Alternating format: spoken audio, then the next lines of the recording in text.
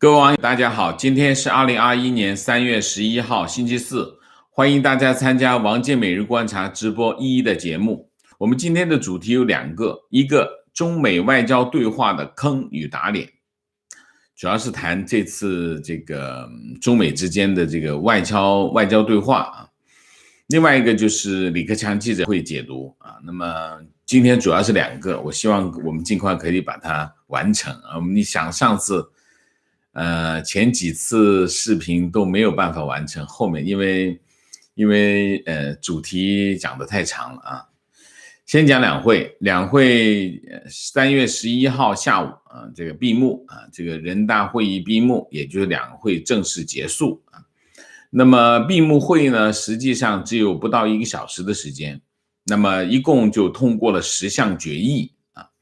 这10项决议里面最值得关注是3个决议啊，一个是人大组织法修改，还有一个是人大议事规则的修改，这是跟人大有关系的这个决议修改。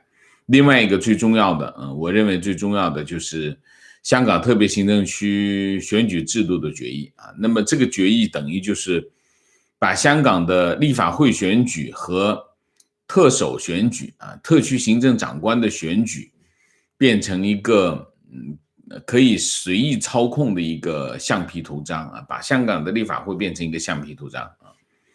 那么这个决议的投票结果是赞成2895票，反对0票，弃权1票啊。那么我建议，如果拜登政府真的像国务卿布林肯说的那样啊，那么美国不会因为争取与中国的合作空间而在其他领域做出让步啊。他说我们决心把人权和民主重新置于我们的外交政策的中心啊。如果拜登政府真的是这样的话，那么就请美国政府制裁2895名全国人大代表啊，因为他们投了赞成票。那么因为这个法律啊，这个决议通过了一个法律，直接摧毁香港现有的非常有限的民主制度啊，让香港立法会和特区选举变成一场可以随时操弄的一个进程啊。所以应该去制裁全国人大代表2895名啊。我在这里呼吁啊，这是第一。第二啊，既然讲到了布林肯的这个表达，那么昨天布林肯参加这个美国众议院外交事务委员会的听证会4个小时啊，这4个小时其实他说了一番话，这番话跟什么有关？跟美国的外交政策有关，也跟对华政策有关，还跟什么有关？跟这次中美之间的外交会面有关啊，所以我还是要把它讲一下。他这么说啊，他说我们决心要把人权和民主重新置于我们的外交政策的中心，同时确保我们在需要的时候具备了推动人权和民主最有效的工具。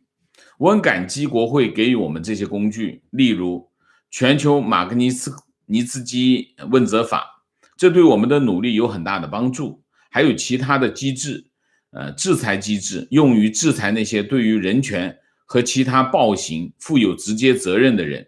我们现在和将来都会这么做。我们也要确保我们与志同道合的国家建立联盟，这些国家和中国或者其他任何地方侵犯人权行为有同样的深切的关注啊。这是布林肯完整的阐述啊这个关系啊。那么布林肯这个星期天就会和这个国防部长奥斯汀启程前往日本和韩国。回程途中那么布林肯和国家安全顾问沙利文3月18号现在日子都有了，3月18号在阿拉斯加安克雷奇与这个中共政治局委员外事办主任杨洁篪和国务委员兼外交部长王毅举行会晤，双方会讨论一系列的问题布林肯说这个说你后面就可以这句话就可以基本上可以忽略。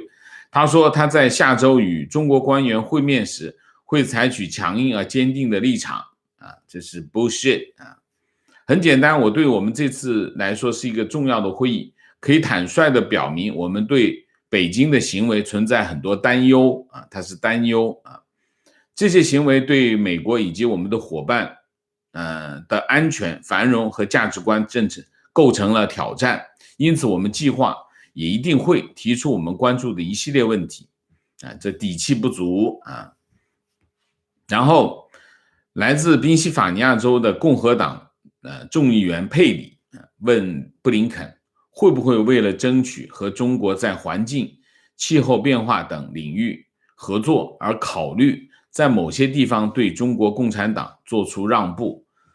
布林肯说不会布林肯说现阶段没有安排和中国继续会谈的计划。他说两国未来如果再接触，那前提是必须要看到有建设性的成果才行这不是一次战略对话记住他说这不是一次战略对话，目前也没有后续的一系列的接触的计划。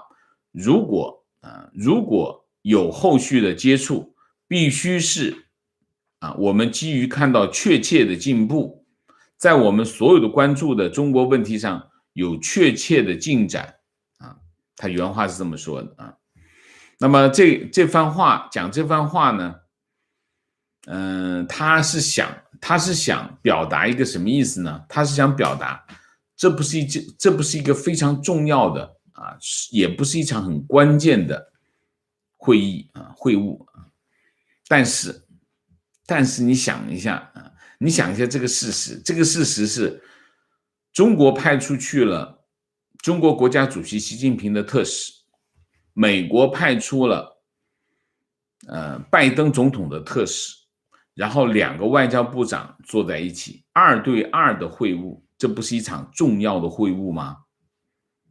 布林肯肯定是在坑里打脸的马上就来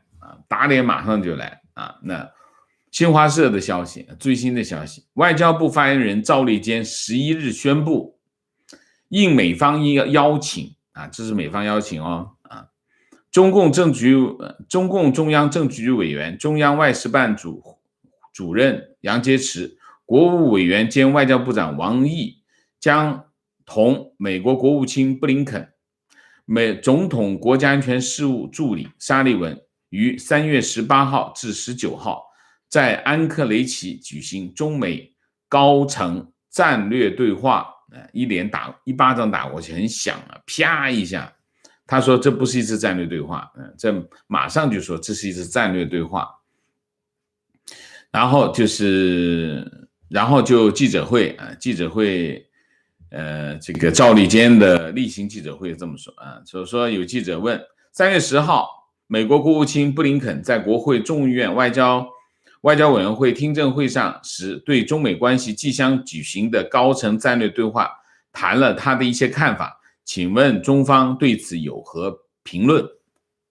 赵立坚说应美方邀请这是美方邀请中美将于近期举行高层战略对话，中方对中美关系立场是明确的，我们要求美方客观理性看待中国和中美关系，摒弃冷战零和思维，尊重中方的主权、安全、发展利益，停止干涉中国内政，按照两国元首通话精神聚焦合作，管控分歧，推动中美关系回到健康稳定发展的正确轨道这话这个脸打得很响打得很响。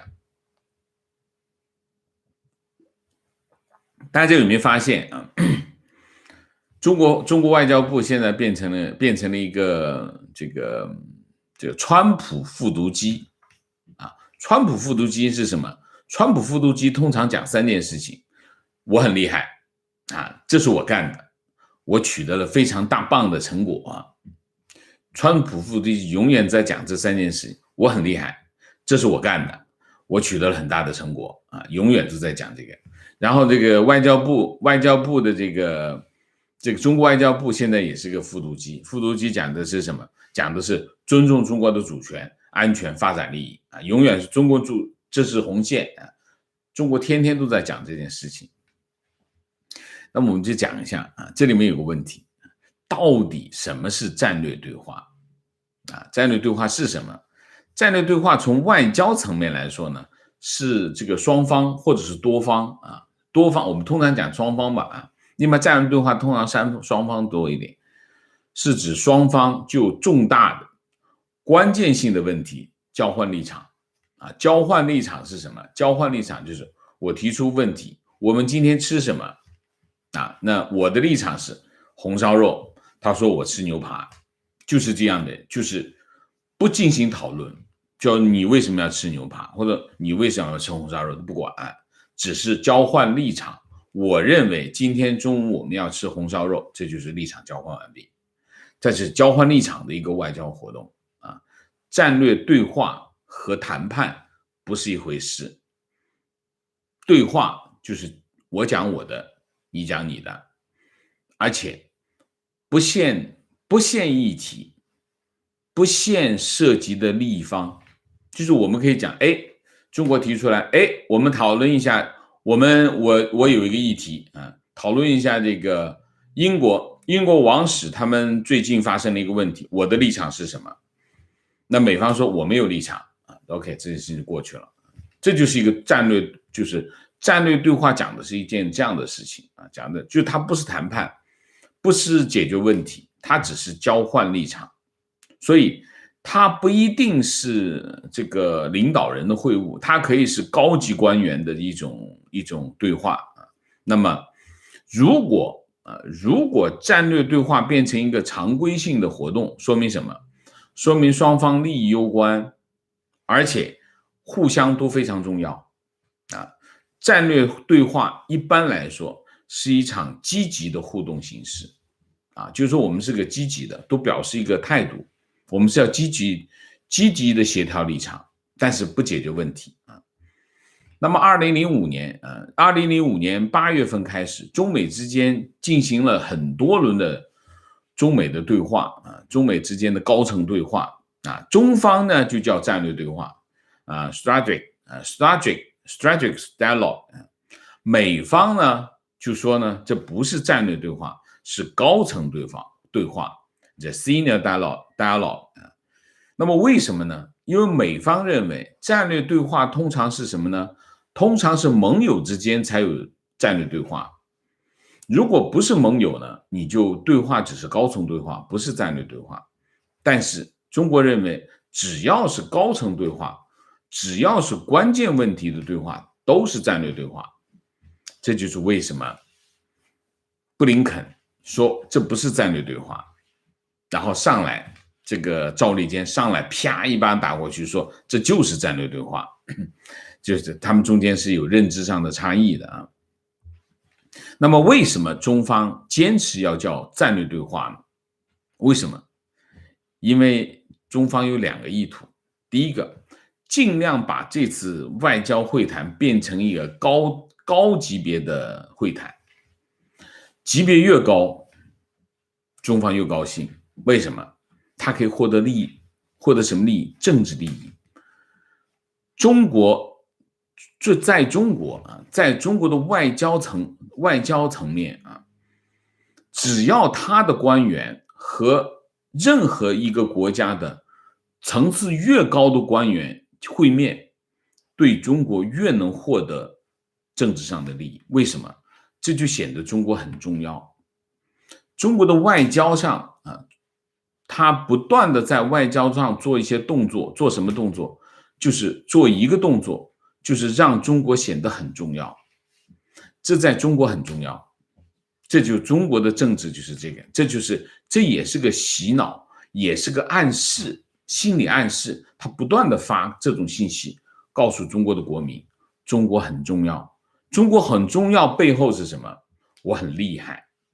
其实，所以呢，你看中国外交部啊，中国的外交部80%的外交活动都是为了一个目的，显示中国很重要，显示中国很厉害，显示背后的逻辑就是中国很重要，中国很厉害，中国，然后往后推就是中国国力强盛，最终推导到的结果是什么？推导的结果就是共产党很牛逼啊，这就是中国外交的其中一个核心的任务。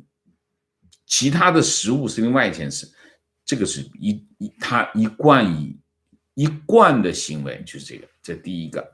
所以他尽量的要让中美关系，让这次会晤变得层次越高越好，这是更广泛的价值。第二个，中美关系现在处于僵局，所以在这种僵局之下，那么让这个层级显得越高，对中国越有利啊，因为它要突破嘛，它显得它已经突破了啊，这是第二个。还有一个说不大出来，为什么？中国是利用拜登政府的某种需要啊，其实也不是，中国政府很善于，外交部很善于干这个。你有某种需要是吧？那我就拿住你呢，就延展出很多你原来没想到的这个结果和关联啊，这就有点像送礼啊，送礼就是没事给你送礼啊，送着你需求就来了，就解决问题了，就大概就是这个意思啊。所以中方会坚持用战略对话，而且叫高层战略对话，它背后的意图是这个啊，这是这个。美方这件事情，美方为什么是美方提出来的？你看哈，从川普政府从去年10月份美国大使回美之后，到现在为止，中美关系是中美建交以来最差的时期。为什么？中美大使到现在还没有，中美关系处于代办层级。你想一下，中国跟其他的大国都是外交关系，都是正常的外交，中美之间不正常的外交关系，所以中美关系处于一个僵局，而且是美方觉得我不想跟你玩，是脱钩嘛，脱钩就是不想跟你玩。那拜登政府其实是继承了这个外交政策的啊，那怎么会美方突然又提出来跟中方进行这么高层次，一下子上到这么高层次的外交谈判、外交会晤了呢？这怎么是美方提出来的呢？那中方说应美方邀请，这个在外交上不会乱讲啊，一定不会乱讲，这肯定是美方提出来的。那么这个是很奇怪、很奇妙的一件事情。为什么会有一次这样的会晤，而且突然一下上升到这个地步？这里面有2个问题。第一个问题，肯定是美方提出来，这个没有错。美方为什么要提出一场这样的会晤？原因是什么？原因是，其实现在是什么时候？现在正是拜登政府正在制定他的全球战略，特别是对华战略的一个进程。现在正在做这个动作，那么他要论证左右互搏是成立的，它有一个论证的过程。论证怎么办？论证那就要找中国谈一下呗。谈什么？谈一下我们在哪些领域我们可以合作，在哪些领域合作不了，那我们得见个面谈一下，否则我这个论证，我这个方案怎么做得出来？做不出来。这个会晤是在这个背景下发生的，也就是说，美方为什么要提出一个这样的会晤？核心是他要制定一个这样的战略，他得论证一下。他一提出这样的会晤，当然是中方，那不就瞌睡碰着枕头嘛？我还真找不到突破呢。这你提出会晤了，好吧？那我们就进行一场会晤啊。那怎么会变成一个这个层级的会晤？理论上来说，应该是布林肯见杨洁篪就够了。用当初蓬佩奥见杨洁篪的模式就好了。你当初是夏威夷，我不去夏威夷，我去阿拉斯加。其实这个模式跟当初杨洁篪和这个蓬佩奥见面的这个模式是一模一样。但怎么一下变成了这么高层次的会晤呢？派出一个特使，这边派出个特使，这么高层次的会晤，这就是中国外交部给布林肯挖的坑就是你要见面，那我只能杨洁篪去，那你也得派一个总统代表来，我这是国家主席的特使，你也得派一个这个拜登，那怎么办？那布林肯是外交部长啊，做不了这个角色，能做这个角色的只有一个人，沙利文啊，国家安全顾问呢，那就沙利文去。那你既然你去，你2个，我也得2个，那我就派外交部长来，这就变成了一个2对2的会谈，2对2的这个会面，这个层次一下不就高上来了？这是什么？这就是这件事情，就是由这个拜登团队的某种需要，然后呢就被中国外交部拿住了，衍生出来了一个更广泛的一个结果，而这个结果超出了拜登团队的预期，达到了中国外交团队的效果啊。那么这就是，而且刚开始的时候，你可以看布林肯的态度是什么？布林肯的态度是很低调，他这不是一件很重要的事情，所以美国方面是想低调一点，结果中国方面你低调，我放个风，给南华早报爆出来，捅出来，结果捅出来了，捅出来想低调没门，所以美国国务院没办法，只好宣布这场会面啊，而且赵立坚上来打脸，这我就是战略会谈啊。所以呢，我相信沙利文出面肯定不是美方的计划，这是给逼出来的。那么好，你想一下，为什么我说沙利文这个是给中方逼出来的？你想一下，中美之间现在正常的外交关系是没有的，不正常的，处于待办级的。你觉得在这种外交层级之下，突然跑出一个中美的高层级的战略对话，靠谱吗？你肯定要先恢复嘛，对不对？所以从这个角度来说，横空出现一个高级战略对话是不靠谱的啊，这肯定是被摆了一道，布林肯掉坑里了。好，我们讲一下未来会怎么发展啊？第一个，布林肯这个团队布林肯现在这个团队第一个缺乏应对中共的这个思想准备。首先，他就是思想准备没有做好思想准备。你看这件事情，你就可以看出来。第二个，他们也没有做好对中共、对中国外交、对中国的整个的行为模式的认知准备也是不够。这第二个，没有认知准备。第三个，缺乏外交手腕。这是第一个，就是布林肯的这个外交团队。第二个，整个拜登团队按部就班第一个是按部就班我该做这个事情，按部就班是有好处的就是说你至少他的行为可以预期，就是说你看他这么做你知道他是这么回事但是这么回事，这种科班式的逻辑呢，在外交上是有问题，因为你很容易被人评估，因为连我都能评估，你中国外交部还不能评估吗？一定能评估，他就会针对性的采取措施，你会陷入被动所以他的这个拜登这个团队在应对中共、应对中国的问题上，他们会有问题这个行为模式是有问题，这是第二个。第三个，到现在为止，你可以看就从布林肯到拜登，他们对中国问题的陈述，到这一次这个中美这个外交会晤的这个安排，你可以看到拜登团队的对华政策到现在没找着北，北在哪没有方向，不知道该怎么办。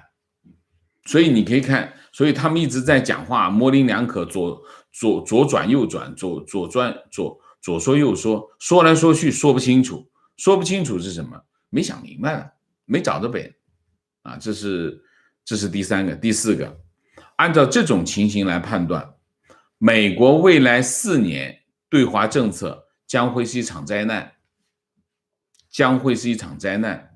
除非布林肯学得够快，或者他建立了一个很强大的幕僚团队，否则未来4年美国对华政策会是一场灾难。我们在这里讲一下啊，当初这个川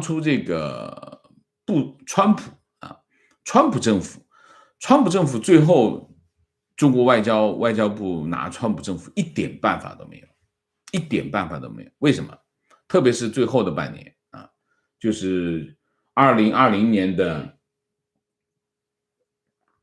7月份之后啊，5月份之后，去年5月份之后，一点办法都没有。为什么？几个原因。第一个原因，川普根本就没有逻辑，川普做事是想的一出是一出，他不是说我想到这个，然后我就想到这个，然后我再想到这个，不是的。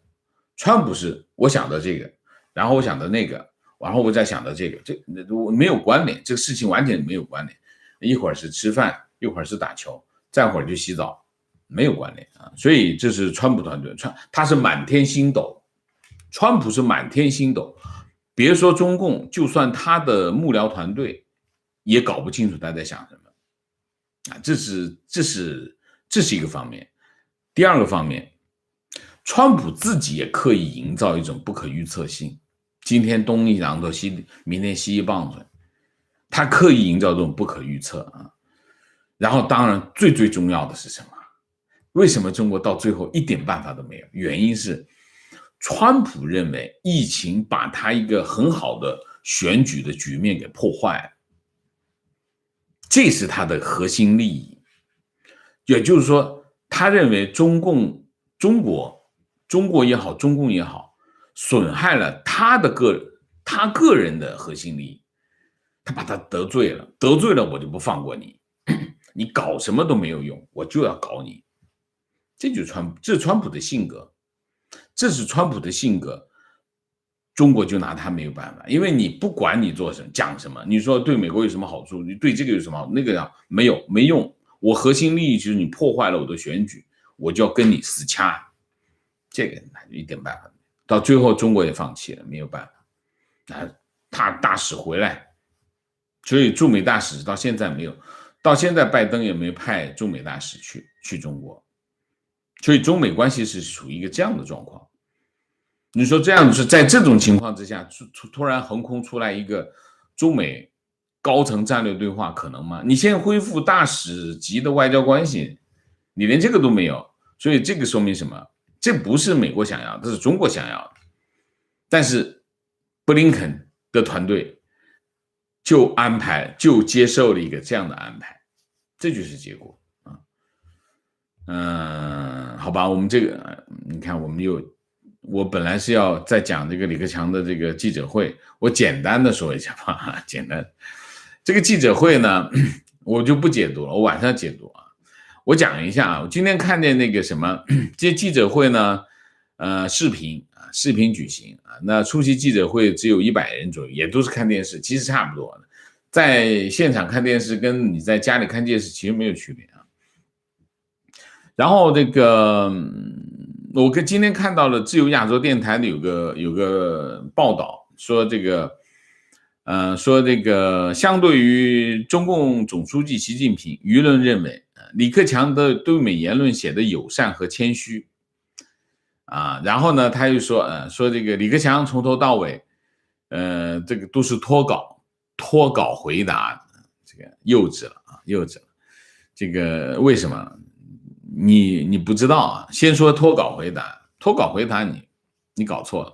李克强为了这个记者会准备了1个星期，所有的问题所有的答案都准备好的，所以他可能在那背了半天都不一定啊。所以你说他是脱稿回答，他就是想让你看见他脱稿回答，他就脱稿，他全部都是有标准答案在那里啊，所有的问题全部都是安排好啊，所以你幼稚了啊。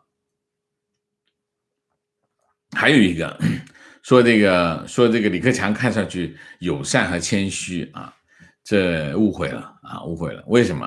那中共官员的特点是什么哈？中共官员的特点是，第一个，所有握着实权的官员都面目可憎。记住啊，你看中共的官员，你就用这个判断基本上没有错。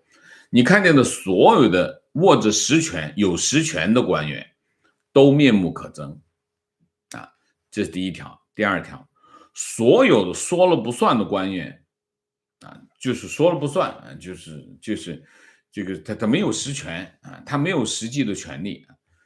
所有说了不算的官员看上去都很面善啊，这是这两个特点啊。你记住，中共的官员对着你笑，就两个意思。第一个意思，我有求于你，这是第一个。第二个意思是什么？我没有办法。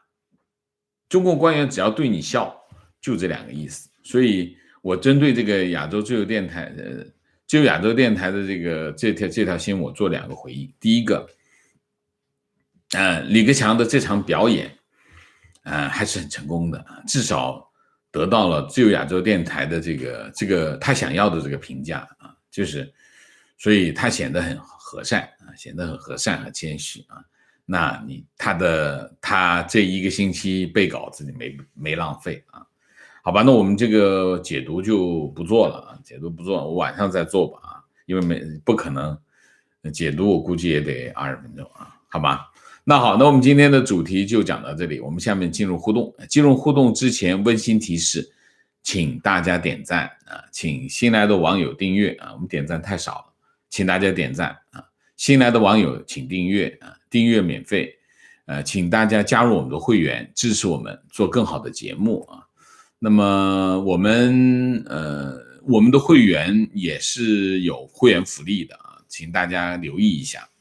好，那我们进入互动之后呢，请大家不要聊天，4个情况、问题、观点、情绪，好吗 ？OK。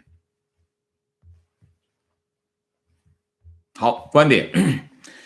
上届川普政府对中共出台的一系列政策，最终雷声大雨点小而结束。这一届拜登政府执政6周以来所表述的对华政策，最终可能是雷声小雨点也小而已，实质上是华尔街的金融大佬们与中国有太多的利益。为什么你一定要把华尔街的金融大佬，还把华尔街是金融大佬们跟中国的利益呢？为什么呢？我发现很多人去喜欢咬华尔街，那记住，如果你是美国人，你一定要感谢华尔街。为什么？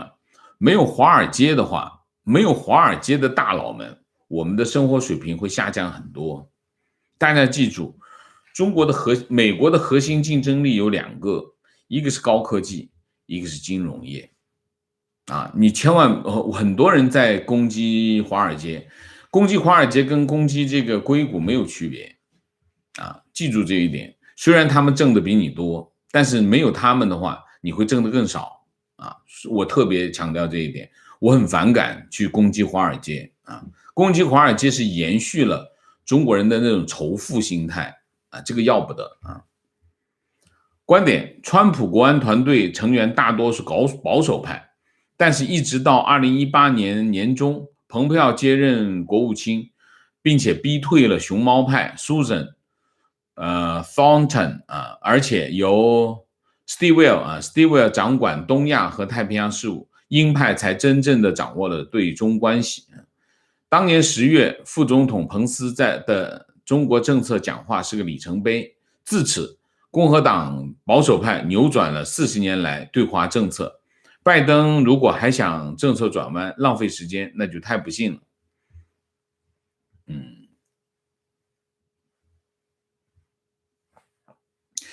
蓬佩奥上台呢，也老实讲，也不是这个川普想改变对华政策，他就是觉得那个人不行，换一个呗，换一个，一不小心碰到了蓬佩奥就没想到蓬佩奥真的把这事给办成了其实川普政府的对华政策还真不是川普的控制的，其实就是蓬佩奥碰瓷的，我一直这么认为啊。川普对中国，我从来不觉得他对中国很强硬，他对中国、对朝鲜、对这个俄罗斯爱的要命，好吗？所以他说对华政策强硬，我不相信啊，我不相信他的强硬。观点：拜登的对华绥靖政策是个事实，这是支持他竞选总统的利益集团，包括民主党高层和大科技决定的。我不同意啊，我觉得这没有事实依据，这是你说的事实。绥靖呢，怎么说呢？你可以说很多政策都绥靖。那你要说绥靖的话，你去翻一下这个川普的政策，你要不要说？你有没有时间？我跟你说说看，绥靖政策。绥靖政策最大的绥靖政策是什么？你知道吗？川普政府的中美贸易协议啊，对吗？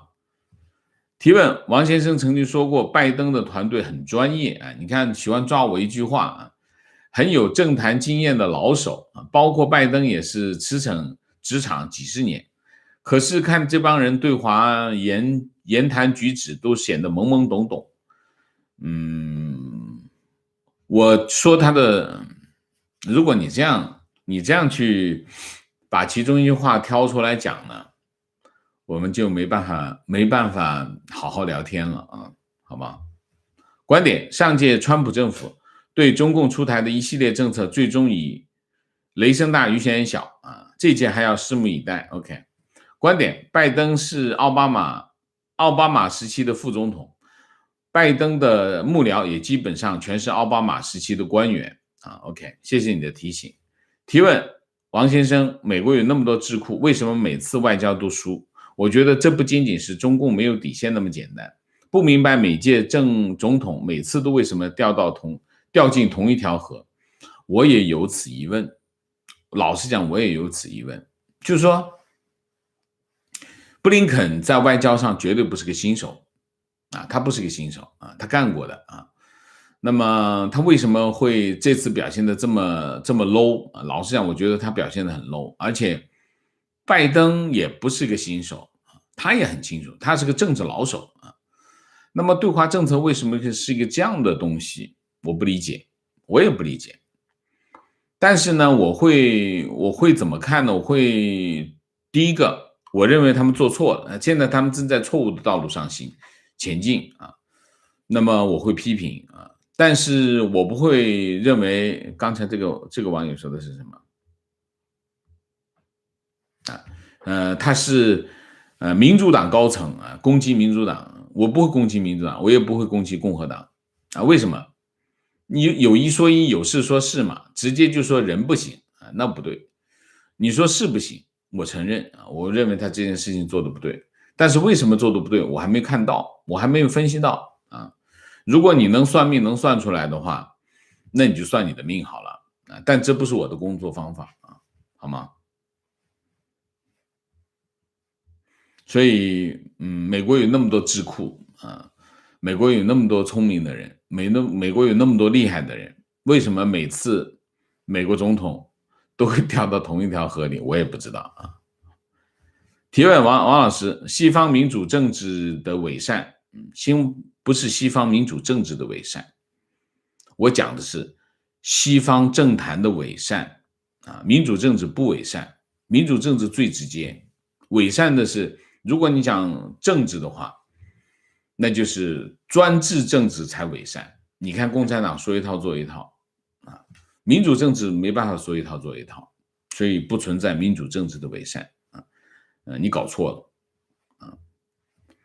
观点：同意攻击华尔街、攻击硅谷，其实就是仇富与内心不平衡的表现。但是这可能不是我们潜意识这么想。是媒体宣传引发的舆论发酵啊。观点：中国人都是琢磨人去处理事，对比老外，先从琢磨事出发，老外确实很难弄懂中共的人与事啊。观点：中国外交经常耍小聪明。当年尼克松访问中国，周恩来故意身体后倾，PS 掉翻译。显得美方比较积极。这些小聪明都是为了内部政治需要，不一定为中国争取到政治利益啊，这个肯定争取不到政治利益，都是为了宣传。中共都是为了外交部有一半任务都是宣传任务啊。记得王老师说过，中共做事不行，但是搞关系在行，通过这个事情就能充分看出来。所以中国最厉害的部门就是外交部，交是什么？搞关系嘛，搞关系很厉害啊。提问：中方外交部在会议没开始就帮对方挖坑，气氛不好，结果不会好。中方只想会议形式，不需要会议内容。我一说形式，你就说不要内容，你这个想法太，你是这样思维的吗？啊，我说他们挖坑，你说啊，他就不讨论会议了，怎么会不讨论会议？辛辛苦苦安排个会议，不讨论会议，怎么可能呢？啊，观点我看李克强记者会的重播，第一个感觉就是李克强没有往届新记者会的神采，几乎没有什么脱稿而谈的亮点。真成了一个复读机。其次就是每次说到一些具体的数字，他都似乎想解释什么，却欲言又止，跟朱温两位比起来差得太远。即使说假话，都说得没底气。不知道王先生是否有类似的感觉？我下次再说好吗？啊，我还没解读呢，等我解读再说，行吗？李克强，我们下次再说吧。观点一直以来对中国不存任何希望，我跟你不一样，甚至绝望。我对中国还是心存希望，我也希望大家能够保有希望。中共已不是以前的中共，不同意，中共从来没变过，只是形势发生了变化。中共比任何暴政独裁政权更强大，内部是不可能使中共垮台。美国最近也宣布不会使用军事力量摧毁独裁政权，所以中共至少在今后长期时间内给世界秩序带来更大的破坏。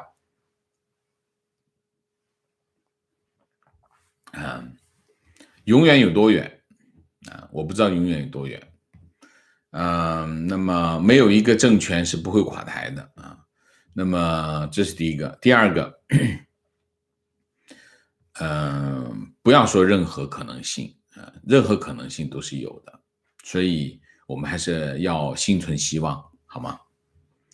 观点，我认为拜登也好，川普也好，包括美国民众对中共的意图和手段都有理解上的误差。苏联是明摆着要你命，中共是暗地里要你的命，两者对人类文明都是巨大的威胁。但明面上，苏联他们看出来的是安全威胁，暗地里中国却理解为竞争。安全威胁也好，竞争也好，核心的问题是什么？我觉得核心的问题其实不是中共，中共就是一个这样的存在。1921年它成立到现在，它从来没变过，它一直在做同样的事情啊。那么只是变换了不同的手段、不同的说法、不同的包装而已。它从头到尾都没变，中共从头到尾都没变过。这是第一个，核心的问题不是中共，核心的问题是美国他自己。他怎么去？美国自己有自己的国内政治，这是第一位啊！大家记住，这是第一位。对于美国总统来说，他首先要解决的是国内政治问题，以这个为前提，他站在这个位置上，他去看中共，不同的总统有不同的看法，取决于两点。第一点，他的认知啊，他的认知到底有没有问题？他的认知有问题，那很多问题都会出现。第一，取决于他的认知；第二，取决于他在国内政治上的处境。能聪明过克林顿吗？对吗？克林顿多聪明，到最后克林顿也跟朱镕基说，我没办法同意你加入世贸，为什么？因为我国内政治不允许。国内政治很重要，但实际上你现在看一下，你再重看一下这个众议院的听证会，你就知道美国国会是什么态度。所以实际上我们不要一下把事情看绝美国政府能决定60%吧，美国国会也有影响，这影响还有40%在那儿，所以不一定这件事情完全是一头，这就是美国三权分立就是这样，它不会一头撞到南墙上去，总是有后面有东西拉住它。观点，美国最需要的是中国小公司，他们需要中国廉价的制造业，大公司说产业迁移就迁移，最多半年到1年就搞定，但是小公司找新的制造工厂难很多，而且疫情期间旅行限制下，现在根本没有办法去找新的厂家，真正的小公司产业链转移要等全世界疫情结束以后18个月，拜登不可能在2天之内对中共强硬，很独特的观点啊。我没有意见，因为我没有发言权，我不知道原来美国的公司只需要中国的小公司，而且他在18个月之内找不到其他的供应商，你是不是太小看美国的公司了啊？你去看一下沃尔玛，去看一下，你去沃尔玛看一下，你去这个 Costco 看一下，现在还有多少沃尔玛的东西在卖 Made in China 的 product， 你去看一下 Costco 你就知道。所以其实这是不对的，完全不正确。而且我们脑子里永远在装着一个共产党装进去的东西，美国政府是被美国资本家操控的啊，这是这个逻辑都是这种逻辑下的产物啊。观点，国家治理是错综复杂的，尤其是政治与经济交织，欧美各国需要时间厘清，也要缅甸人民自己启蒙自觉。台湾经历了几十年就是一个例子。提问，请问王先生怎么看待中美半导体协会今天宣布双方成立技术和贸易限制工作组？为什么要限制，又要双边开会讨论？白宫今天特别强调和中国会晤是在美国领土，这很重要。我印象中白宫很少外交事务上这么说，有什么实质的含义？还是那句话，就是为什么在阿拉斯加啊？为什么在阿拉斯加？为什么不在华盛顿？因为美国是想把这件事情变得很低调，不在本土，跑到阿拉斯加去，就像当初这个蓬佩奥见杨洁篪是在夏威夷是一样。这是第一个。第二个，不出国，不出国的意思就是你到我这里来，我是主体，我是主人家，你是客。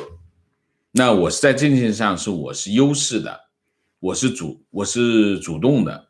这就像什么？这就是这个布林肯不断的强调什么呢？强调我们在保持优势啊，这就我就是保持优势。但他忘记了一点，中共会说什么？说是你邀请的，是你提出来的，提出来还是没那么优势啊。所以白宫跑出来讲这个话，说明双方还是怎么说呢？缺乏战略性的思考，小细节上计较，小细节上一计较，说明没有战略。就你想一下，人的注意力是有限的。当你在注意这些事情的时候，你想你会注意很大的事情吗？中美半导体协会，我不知道这条新闻我没看到，所以抱歉，我回头看一下啊。贸易和限制工作，贸易限制工作意思就是不要讨论贸易中出现的限制问题吧，我觉得是这样嘛。观点，上一期王先生提到西方对人权的伪善，但是我发现西方还是有一些学者，或者影响力不太大的团体在为遭受迫害的团体呼吁的，只是他们的力量没有能够影响政府的政策。西方国家和民众以及精英群体可以自由发挥观点，但是政客是否听取就不一定，只能说西方精英的胸怀和对人权的关注人人远高于洼地的。如果一个人都不说的话，那也太可悲了吧啊。我在这里我也想提一下啊，就是说我在这里跟大家发言啊，我没有发言稿，所以我们的每句话不可能很周延啊，也会讲话会不这么周延，这里面涉及到我们的思维方式跟表达方式的问题，所以请大家理解啊。如果我们要求我完整的用一个很周延的话来说的话，我大概得把它打出来，然后念给大家听。所以呢，如果用这种方式来讨论的话，那我就不用讲话了。所以请大家理解，好不好？当然我可以把话讲得很完整，我可以做到啊。但是如果要那样做的话，你们要把这个听这个节目的时间要放到1:2，才能听得完。如果我说西方的伪善，说啊也不是每个人都伪善，那我怎么办？我没办法讲问题，好吗？所以我不反驳。提问，请问拜登这次给美国民众1.9万亿的援助对美股有什么影响？我不知道。情绪，王先生，请一定继续报道和关注香港事务，保持对拜登政府的压力和耐心。冷战花了40几年才获胜，除非打热战，打垮中共需要时间和耐心。放心吧，我一定会持续关注的我也会持续的关注缅甸，也会持续的关注香港发生的事情。我会保持对拜登政府，其实不是对拜登政府，其实对美国政府对美国政府对华政策和对其他政策的关注。